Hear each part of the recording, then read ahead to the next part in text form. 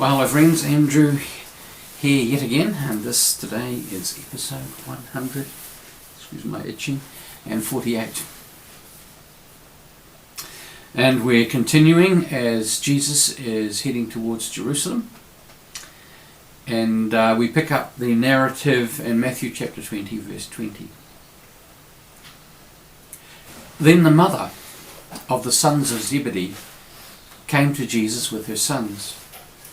And kneeling before him, she asked a favour of him. And he said to her, "What do you want?" She said to him, "Declare that these two sons of mine will sit, one at your right hand, and the other at your left, in your kingdom." But Jesus answered, "You do not know what you are asking. Are you able to drink the cup I am about to drink?" They said to him, "We are able." He said to them, "You will indeed drink my cup, but to sit at my right hand and at my left, this is not mine to grant, but it is for those for whom it has been prepared by my Father." Jesus, just before this, in the verses before this, has just been talking about the crisis he and his disciples are about to face in Jerusalem. That he's going up to there and he's going to be arrested and he's going to be faced with all this stuff. He's going to be suffering. He's going to be put to death before he was resurrected. And this happens. It's as if all the words which he has just spoken have just completely gone over the top. And it's true. All the available evidence is pointing in the opposite direction. Jesus is a superstar, and he looked set to take Jerusalem by storm once he got there. The whole idea of him being arrested and tried and beaten badly, terribly, and crucified and dying just seemed to run contrary to everything that looked like it was going to happen. And yet, once again, he introduces this discordant note. And as we considered in our last episode, he's not in it to win. At least not the game that the world, and it seems still his disciples and their families, are playing, where everyone is vying for power, for influence, for personal advantage, for the best seat in the house. Everybody wants to be or sitting alongside top dog. Now, remember just a few episodes ago, we considered Jesus' eschatological promise, that's his prophetic coming time, that the 12 would sit on 12 thrones. I'm wanting to suggest that this is the follow-up act. This is a consequence of that. They have heard that bit. They have heard it clearly. James and John have reported it to Mum, and she's come out of her corner. And so here we have James and John with their mother approaching Jesus to get a jump on the other disciples, to get an edge, to secure those top two seats at the kingdom table when Jesus finally claims his throne. The one on the right and the other on the left.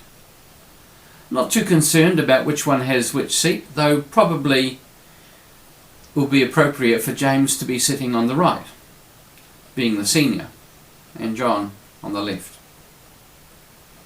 Now, just to be clear, this is not the James we see leading the Jerusalem church through the mid to latter parts of the book of Acts of the Apostle. More on that shortly. Before we rush to judgment on James and John and their mother, there's a few things that it's useful to understand. James and John are sons of Zebedee and Salome. My research indicates that Salome is probably Jesus' auntie. She's the sister of his mother Mary. I came to this conclusion by carefully unpicking the crucifixion through to resurrection stories in the four Gospels and seeking to match the accounts up, identifying who was whom, because there are various ways in which the same people are being described. I concluded that James and John and Jesus are cousins. I discovered that this morning as I was looking at this, that the Amplified Version comes to the same tentative conclusion. I wouldn't swear my life on it, but the evidence is reasonably strong. And I've said this before. And we can establish that at least half the disciples are related to Jesus through familial or business ties. As for the rest, who knows? They may or may not be. We just don't know.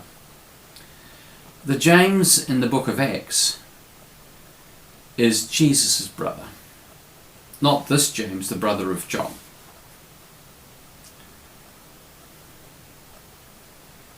And the son of Zebedee and Salome.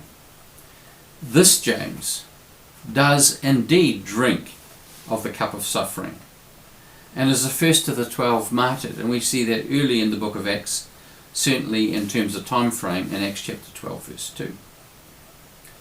So we see that one of the other Jameses, and there are a few Jameses, that the one who is Jesus' brother actually supplants Peter as the church leader, even though during Jesus' earthly life he hadn't been a follower, or it seems even believed in him.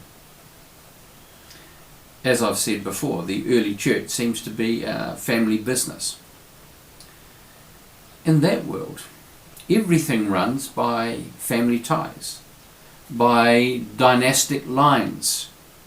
Who more appropriate for these two places of sitting on Jesus' right and his left than his cousins? The idea of a meritocracy where people are placed according to their gifting, according to their skills, according to their abilities, according to their capacity, would have been unheard of. They just didn't work that way. And having said all that, it's reasonable then that Auntie Salome would come and intercede on behalf of her sons to secure the best places in the kingdom. It's the way things work. But Jesus puts the question, are you able to drink the cup that I am about to drink? We see Jesus using this language in the Gethsemane scenes. May this cup pass from me, yet not my will, but yours be done.